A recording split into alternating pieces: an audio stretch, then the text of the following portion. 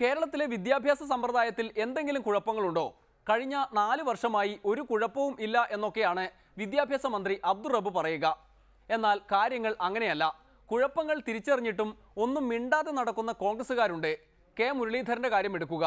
ഇന്ന് സകലരെയും വിജയിപ്പിച്ചു വിടുന്ന ഏർപ്പാടൊന്നും ഇല്ലാത്ത പഴയ കാലമാണ് മുരളീധരന് ഏറെ പ്രിയം. അന്ന് ജയിക്കാൻ പ്രയാസമുള്ള കാലം, ഇന്നത്തെ 95 എന്ന് പറഞ്ഞാൽ ഇന്ന് തോൽക്കാൻ പ്രയാസമുള്ള കാലം.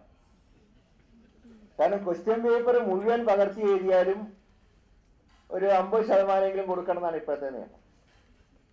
അതുകൊണ്ട് തന്നെ പ്രധാനപ്പെട്ട ദോഷം, അന്ന് ഞങ്ങളുടെ സമയത്തൊക്കെ പഠിച്ചു കഴിഞ്ഞാൽ അഡ്മിഷൻ ഉറപ്പായിരുന്നു. നമ്മൾ വിചാരിക്കുന്ന ഇത് കിട്ടില്ല. അത് അന്ധകാലം. ഇന്നത്തെ സ്ഥിതി എന്താണ്? ഇന്ന് അതേ സമയത്ത് 95% മാർക്ക് കിട്ടിയവർക്ക് പോലും അഡ്മിഷൻ ശുപാർശ വേണം. കാരണം എല്ലാം കൂട്ടമായിട്ട് കൊടുക്കാം. മാർക്ക് അന്നദാനം കൊടുക്കുന്ന പോലെയാണ് ഇപ്പോൾ മാർക്ക് ദാനം എന്ന് പറയുന്നത്. കഴിഞ്ഞ വർഷം എനിക്ക് ഓർമ്മയുണ്ട്, എൻ്റെ നിയോജകമണ്ഡലത്തിൽ ഒരു കുട്ടി SSLC തോറ്റൊരു കുട്ടി ആത്മഹത്യ ചെയ്തു. ആത്മഹത്യ ചെയ്യാൻ കാരണം വരെ തോറ്റോണ്ടല്ല കുട്ടി ആത്മഹത്യ ചെയ്തു. അത് ആ കുട്ടി തോറ്റു എന്ന് ആ കുട്ടിയുടെ അച്ഛൻ ചോദിച്ചു, ഒരുമാതിരി കവിതകളെയൊക്കെ സർക്കാർ പാസ്സാക്കുന്നുണ്ടല്ലോ, നീ ആ കൂട്ടത്തിലും പെടാതെ ഒറ്റ വാക്കേ പറഞ്ഞു. കുട്ടി നേരെ പോയിട്ട് സൂയിസൈഡ് ചെയ്തു. ആ കൂട്ടത്തിൽപ്പെട്ട പലരും ഇന്ന് യൂണിവേഴ്സിറ്റി വൈസ് ചാൻസലർമാരാണ്. ചിലരൊക്കെ 10ാം ക്ലാസ് പാസ്സായിട്ടുണ്ടോ എന്ന കാര്യത്തിൽ പോലും വലിയ ഉറപ്പില്ല.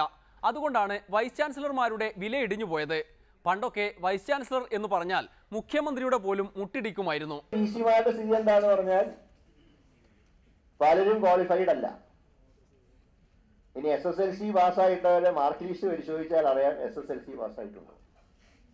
അപ്പൊ ഈ ഒരു കാലം ഇപ്പൊ ഞാനുൾപ്പെടെ എല്ലാവർക്കും പങ്കുണ്ട്. ഈ രീതിയിലുള്ള ഞങ്ങൾക്കൊക്കെ പങ്കുള്ള ഏരിയയാണ്. പക്ഷെ എന്തിയാന്ന് പറഞ്ഞാൽ പൂച്ചക്കാര് മണി കിട്ടുന്നതാണ്. മണി കിട്ടിക്കഴിഞ്ഞാൽ പൂച്ച വരും. അമ്മാതിരി പൂച്ചകളാണ് അവിടെയൊക്കെ ഇരിക്കുന്നത്. ഓരോ രാഷ്ട്രീയ പാർട്ടികളുടെ നോമിനികൾ. കാലിക്കറ്റിന്റെ പൂച്ചയെ പിടിച്ചാൽ ലീഗ് കൊല്ലും, കോട്ടയത്താണെങ്കിൽ മാണി പാർട്ടി കൊല്ലും. അതുകൊണ്ടാണ് മുരളീധരൻ ഒന്നും മിണ്ടാതെ ഇരിക്കുന്നത്. നമ്മളെല്ലാവരും ആക്റ്റീവ് അയച്ചു വിടും വിദ്യാലയങ്ങളിലേക്ക്. തിരിച്ചു വരുമ്പോ പഴയ പറഞ്ഞ പോലെ രാമായണം മുഴുവൻ വായിച്ചിട്ട് രാമന്റെ ആരാ സീത എന്ന് ചോദിക്കുന്ന രീതിയിലാണ് നമ്മുടെ വിദ്യാഭ്യാസ രീതി എന്ന് പറയുന്നത്.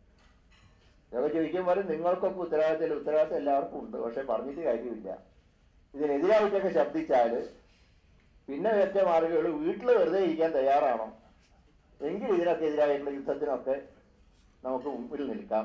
ഏതായാലും ഇപ്പം അത്ര വീട്ടിലിരിക്കാനുള്ളൊരു പ്രായമാവാത്തതുകൊണ്ട് ഞാൻ ഉൾപ്പെടെയുള്ളവരും ഉണ്ടായിരിക്കുന്നു മാത്രമേ. വീട്ടിലിരിക്കാൻ പ്രായമാകാത്തതുകൊണ്ട് മുരളിയോട് ക്ഷമിക്കാം. ഇത്രയെങ്കിലും തിരിച്ചറിയുന്നുണ്ടല്ലോ. ഒരിടവേള കൂടി, അത് കഴിഞ്ഞ് മോദിയുടെ ഗതി.